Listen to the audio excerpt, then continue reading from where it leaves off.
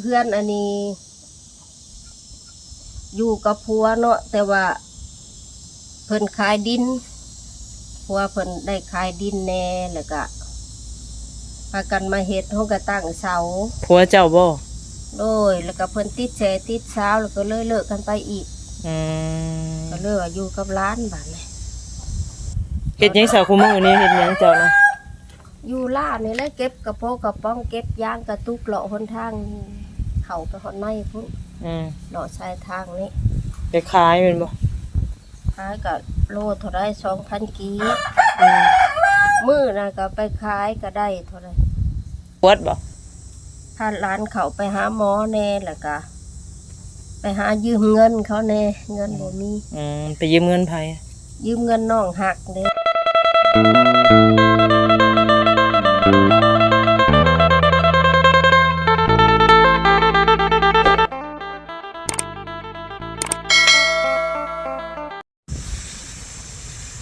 กราบทักทายสบายดีเด้อพ่อแม่พี่น้อง FC เบิดสุขคนก็ยินดีต้อนรับเข้าสู่ช่องสะดวนผ่านป่าคือเก่าคือเดิมเด้อพ่อแม่พี่น้องเอ้ยวันนี้ก็ทางสะดวนก็เดินทางมาพี่ดาพ่อแม่พี่น้องเอ้ยสวรรค์เขตเนาะก็มีทางผู้หลักผู้ใหญ่เนาะมอบหมายทางสะดวนปิดสะพานบุญให้ก็โอ้ยพ่อแม่พี่น้องเอ้ยหลายเบิ่งพอสมควรเนาะก็คือมาหาทางน้องไอระเนาะพี่น้องเนาะมามือนั้นกับพ่อเพิ่นพี่น้องเอ้ยวันนี้คือรอบที่2เนาะพี่น้องเนาะรอบที่2รอบที่3เลยล่ะพี่น้องเอ้ยมาหาทางเพิ่นนี่เนาะวันนี้ก็ทางสาวนวลเองเนาะก็ได้นัดหมายทางเพิ่นว่าทางสนวนก็ให้ทางไอระติดต่อหาทางครอบครัวทางน้องเพิ่นเนาะให้อยู่เฮือนมื้อนี้ทางสนวนก็เลยนัดหมายเพิ่นมื้อนี้เข้ามาหาเพิ่นเนาะพี่น้องเนาะก็สิสวยแน่พี่น้องเอ้ยตอนนี้ก็10 โมงกว่า11 โมงยังแล้วเนาะโดยจังไรพวกเราเข้าไปหาทางน้องเพิ่นหรือว่าทางแม่ตู้เนาะโดยตอนนี้ก็ฮอดเฮือนฮอดซานพื้นที่เรียบร้อยพี่น้องเอ้ยเนาะอยู่ตัวหน้าเฮือนเพิ่นมื้อนี้สอนแต่มักมองพี่น้องเอ้ยลูกแท้ลูกว่าเป็นสานัดเป็นเพิ่น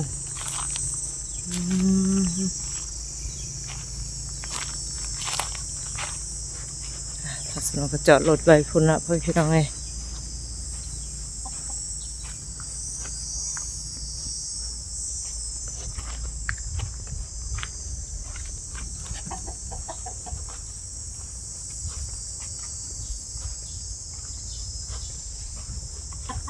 สบายดีไหม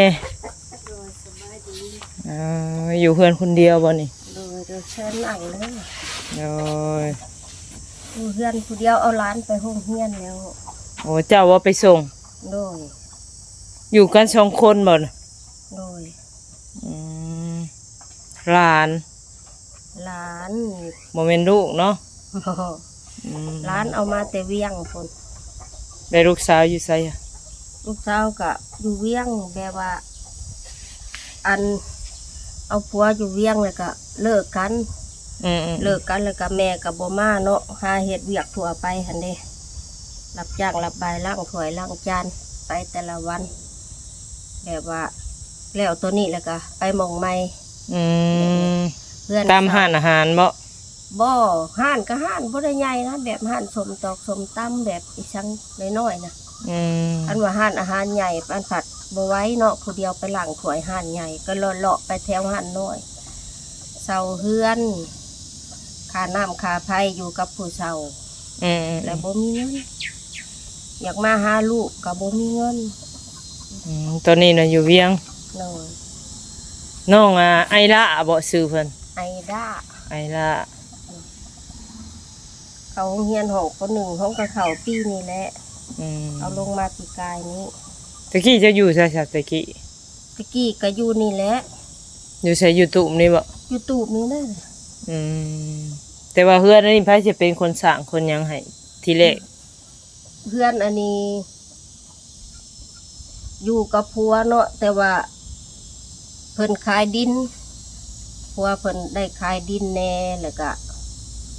พากันมาเฮ็ดเฮาก็ตั้งเสาผัวเจ้าบ่ โดยแล้วก็เพิ่นติดแชติดเช้าแล้วก็เลยเลิกกันไปอีกก็เลยว่าอยู่กับร้านบาดนี้ จักปีเลยเลิกลากับผัวนี่ โยโบเมนเขา10 ปีแล้วบ่ อืม แต่เฮิงแล้วได้จนอยากลืมพุ่นแหละ ลูกสาวเนี่ยคนเดียวเนาะหรือว่าอะไรมีหลายคนอยู่ ลูกสาว2อืม ลูกชายผู้หนึงก็อยู่คนละทิศละทางนะ อืมไป แต่ว่าดินอันนี้เป็นดินเจ้า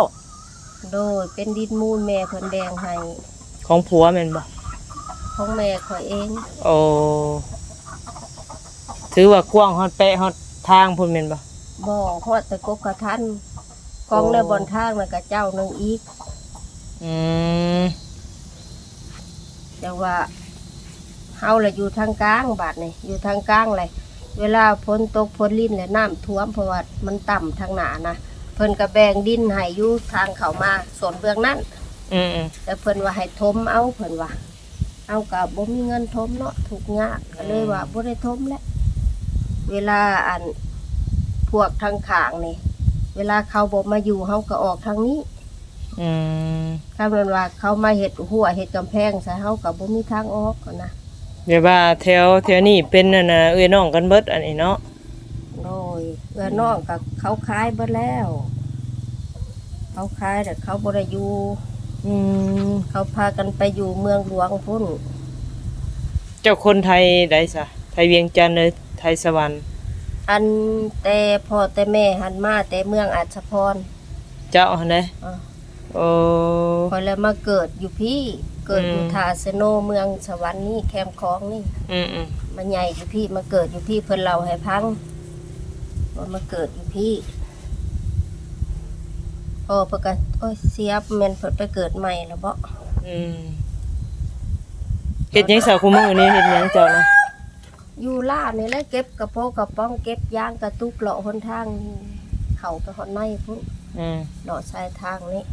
ไปขายแม่นบ่ ขายก็โลเท่าไร2,000 กีบ อืม มื้อน่ะก็ไปขายก็ได้เท่าไรโล2,000ได้10,000นี่แหละ อืมเป็นมื้อบ่ได้บ่ได้เลย เฮาเก็บโฮมไว้แต่เฮิงเนาะมันก็หลายแล้วเฮาจะเอาไปขาย อืม ก็บ่คือว่าจะแม่นว่าเสาร์อาทิตย์ก็พาหลานไปหาเก็บเขาพักโรงเรียน อืม คือแบบนี้ก็อยู่เฮือนสิก็มาแต่ส่งร้านก็ฮดพักแล้วก็ปัดเฮือนปัดซ่านแล้วก็เฮ็ดหั่งไข่นะเข้าไปไข่นี่นะ โอ้เลี้ยงไก่นำ เลี้ยงไก่น้ำเลี้ยงไก่ก็มันบ่พอได้ขาย อื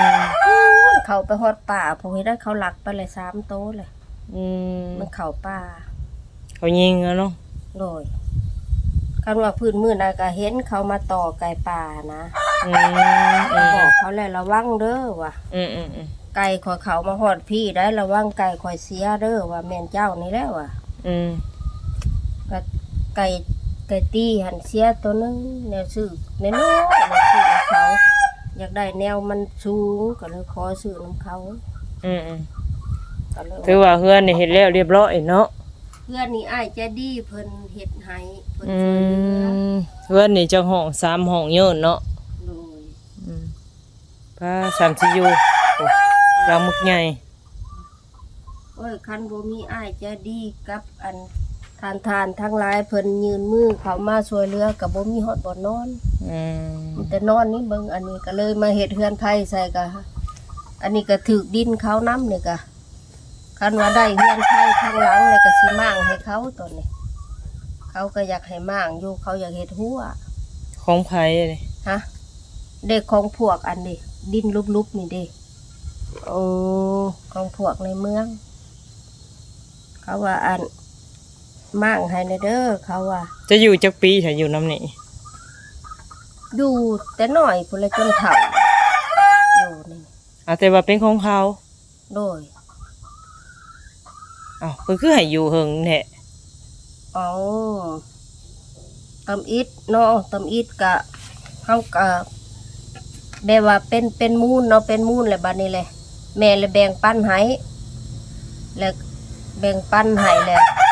เพิ่นละขายไปนำหั่นเด้ อืม เฮ เอาแล้วบ่ฮู้ว่าอันมันถูกดินเขาเนาะแนวบ่ได้แทกเด้อดินว่ามีแต่4มือใส่ในหันหั่นนะแนวผู้เฒ่าบ้านนอกเนาะจุดนั่นเด้อเฮาก็เลยว่าบ่มีบ่อยู่บ่นอนก็เลยพังกับบ้านในเจ้าของเขาออกมาเบิ่งโอ้ยเขาว่า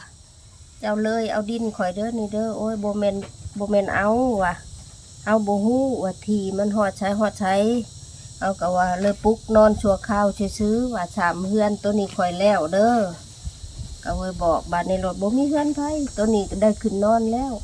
บ่มีเฮือนไผก็เลยเข้ามาจอบอีกยังบ่ได้ย้ายอยู่เนาะโอ้ยว่าขอซะก่อนว่าบ่มีเฮือนไผ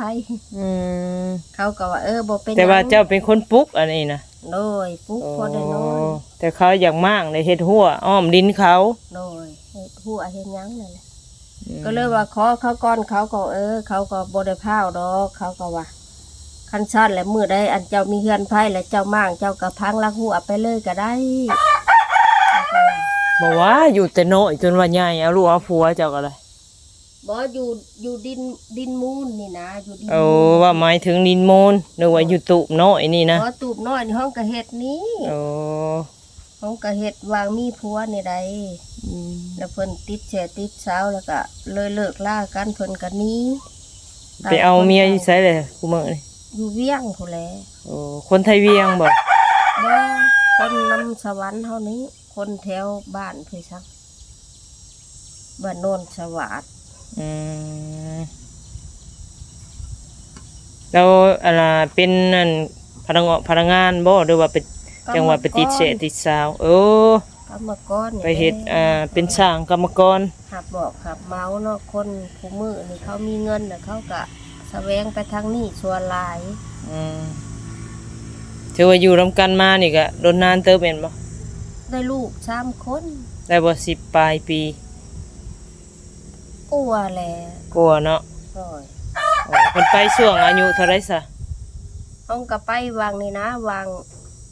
ลูกเริ่มใหญ่นี่นะลูกเท่าใดห่างกันบ่เกิน 4-5 ปีเนาะโยจากว่า9ปี10ปีเข้ามานี่ไรแต่เฮิงแล้วเจ้าก็บ่ได้คิดมีใหม่บ่